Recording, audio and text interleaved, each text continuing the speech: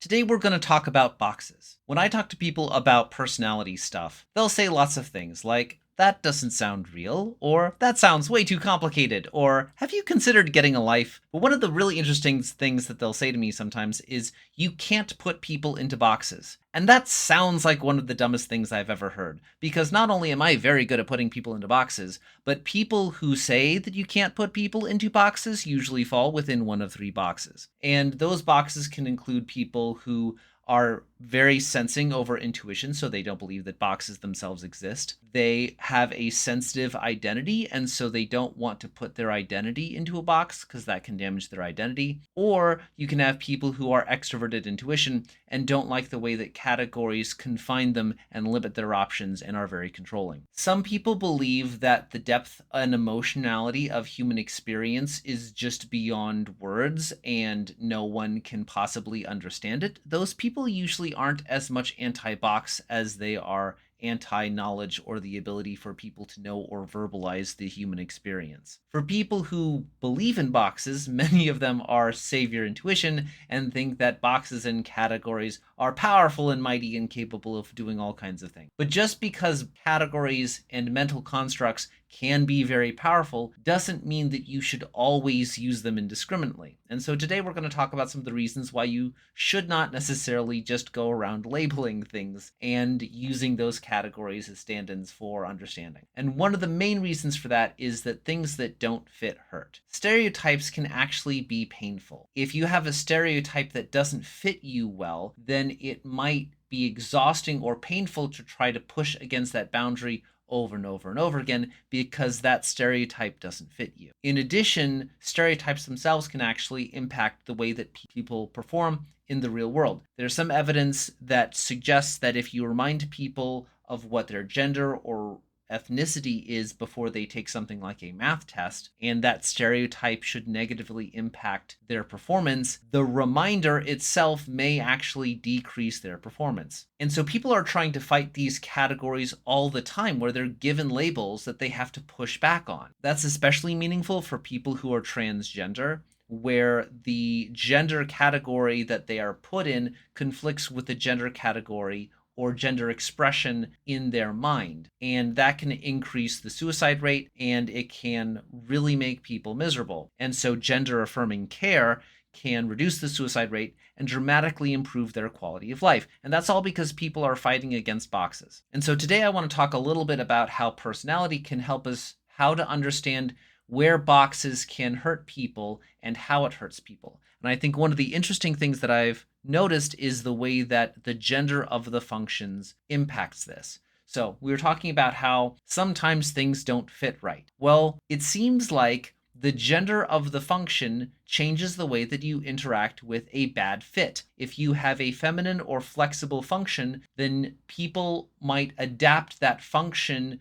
to that framework even if it doesn't fit well and even if it hurts. Whereas if you have a more masculine function, it might be a lot easier and take a lot less energy to push back against that misfit category. So let's take an example of someone who has this as a personality. You've typed them. You think that they have savior masculine extroverted feeling at the top and demon feminine or flexible introverted thinking at the bottom. And so you're talking to them about this and you're like, well, you're just bad at thinking. If this person happens to be Barbara Cochran, that is going to haunt them for decades. They are going to be pushing back against that label for the majority of their adult life, and it's going to haunt them. And that doesn't mean that this person is actually bad at thinking. Barbara Cochran is very, very smart, and she's very, very successful. Now, it's going to be easier for her to use extroverted feeling to work with people to accomplish her goals. That's probably going to be her go-to move, but that doesn't mean that there's anything wrong with her logic. It probably means that it's more stressful for her to rely on her own thinking than it is to work with people. But it doesn't mean she can't do it. In fact, she may be very, very good at it. Here's another example. Let's say that you've typed this person and you think that they're an NI, TI, masculine TI close to the top, and they've got a flexible, extroverted feeling closer to the bottom. Now, this person may not have much emotional expression, certainly in a public space. And so you might say something like, you don't really have feelings, or you're not really a feeling kind of guy.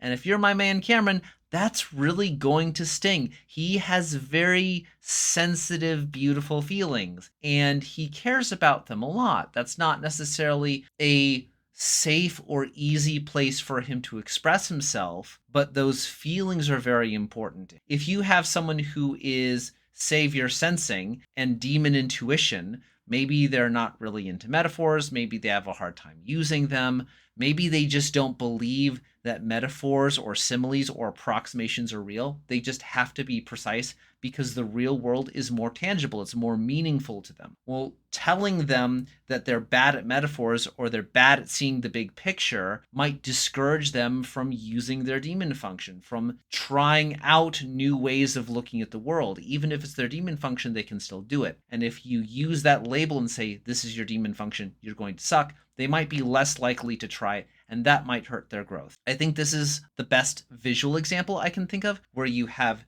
shaped containers around fruit that changes the way that it grows.